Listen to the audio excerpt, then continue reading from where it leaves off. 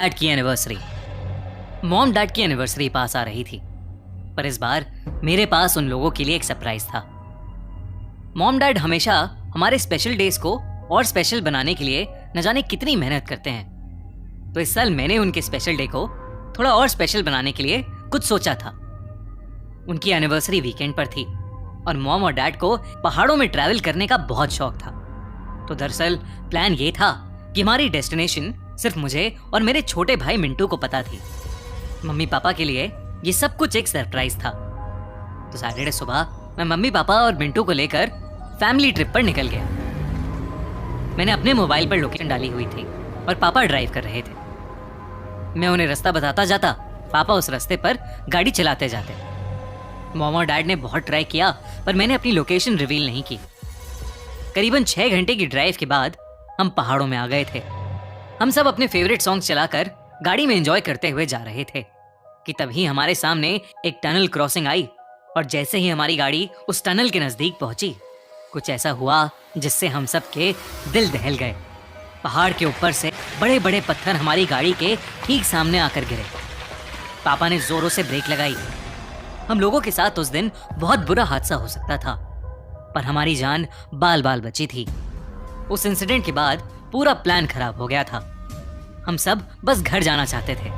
पापा ने कुछ देर के लिए गाड़ी साइड में लगाई और फिर यूटर्न लेकर वापस दिल्ली की तरफ जाने लगे। उसी रोड पर वापस जाते हुए मुझे एक साइन दिखा, दिल्ली 280 किलोमीटर्स। फिर कुछ 15 मिनट बाद मुझे वो साइन फिर से दिखाई दिया, दिल्ली 280 किलोमीटर्स। मुझे लगा कि शायद मुझे पढ़ने में गलती हुई है, पर फिर कुछ देर बाद मुझे वो साइन फिर से तीसरी बार दिखा, दिल्ली 280 किलोमीटर्स। हम रास्ते पर चले जा रहे थे, लेकिन दिल्ली वाले उस साइन पर किलोमीटर्स कम ही नहीं हो रहे थे। मैंने पापा से गाड़ी रोकने को कहा। मैंने उन्हें समझाने की कोशिश की, पर किसी को मेरी बात पर विश्वास ही नहीं हो रहा था।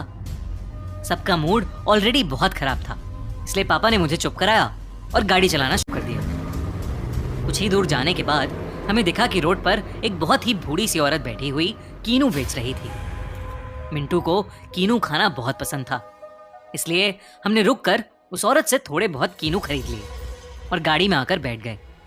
पापा गाड़ी चला रहे थे, पर कुछ ही देर में कुछ ऐसा हुआ जिससे सबके होश उड़ गए। हमें वही कीनू बेचती औरत फिर से दिखाई दी। हमें समझ नहीं आ रहा था कि आखिर ये मुमकिन कैसे था। हम लोग एक सीधी रोड पर चल रहे थे, तो फिर दोबारा हमें वो औरत कैसे दिख सकती थी?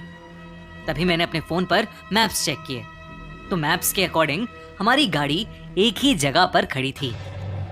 हमें लगा कि शायद उस रोड पर नेटवर्क का इशू है, लेकिन हम सबको बेहद अजीब लग रहा था। पापा ने गाड़ी रोकी और उतरकर इधर उधर देखने लगे। तभी अचानक हमारी गाड़ी के शीशे पर एक आदमी ने जोरों से खटखट की।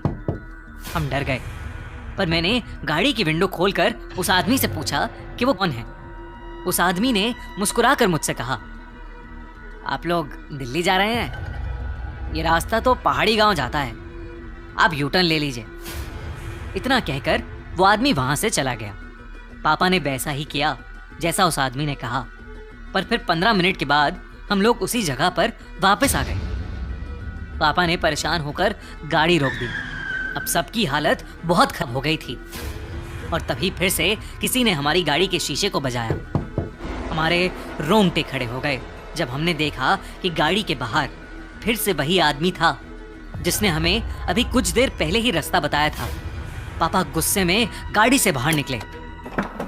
उस आदमी ने फिर से मुस्कुराकर वही कहा, आप लोग दिल्ली जा रहे हैं? ये रास्ता तो पहाड़ी गांव की तरफ जाता है, आप यूटर्न ले लीजिए। मेरे पापा को गुस्सा आ रहा था, लेकिन इससे पहले कि वो कुछ कर पाते, वो आदमी पापा की आंखों के सामने से गायब हो गया। पापा और हम सब की आंखें फटी की फटी रह गईं। वो दौड़कर गाड़ी में वापस आए और तेज स्पीड से गाड़ी को थोड़ा आगे ले गए। हम जिस भी डायरेक्शन में जा रहे थे, घूमकर वहीं वापस आ रहे थे। हमें समझ नहीं आ रहा था कि हम इस चक्रव्यूह से कैसे बाहर निकलें। हमें अभी भी वो बूढ़ी औरत बार बार दिख रही थी।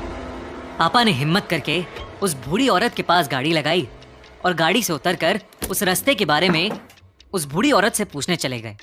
हम सब भी पापा के पीछे पीछे चल दिए। पापा ने जैसे ही उस औरत से बात करने की कोशिश की, वो औरत जो पहले हमें हंस हंस कर कीनू बेच रही थी, अब बिल्कुल चुप होकर नीचे देख रही थी। पापा ने उसे कई बार पुकारा, पर उसने कोई जवाब नहीं दिया। तभी पापा ने उस औरत के कंधे पर हाथ रखा और अचानक उस औरत ने झटके से पापा की तरफ देखा। उसके बाद जो हमने देखा वो हम आज तक नहीं भूल पाए हैं। उस औरत का आधा जबड़ा गायब था और उसके बचे हुए मुंह से खून टपक रहा था। पापा ने चीखते हुए गाड़ी के अंदर बैठने को कहा और तेजी से गाड़ी भगाई। उस औरत को देखकर पापा की हालत इतनी खराब हो गई थी कि कुछ ही दूर जाते ही पापा से गाड़ी का कंट्रोल छूट गया और हमारी गाड़ी एक पेड़ से जाकर टकरा गई। मेरी आंख खुली तो हम सभी गाड़ी के अंदर ही बैठे थे और हमारी गाड़ी उसी टनल के सामने खड़ी थी जहां पर बड़े बड़े पत्थर गिरे हुए थे। पर अब उस टनल के सामने कुछ भी नहीं था, ना तो हमें और ना ही हमारी गाड़ी को एक खरोच तक आई थी। हम सबको लगने लगा था कि शायद हमारे साथ जो कुछ भी हुआ है वो रियलिटी नहीं थी। पर तभी मॉम ने देखा कि उनकी सीट के पास सड़े गले किनुओं से भरी एक थैली पड़ी थी।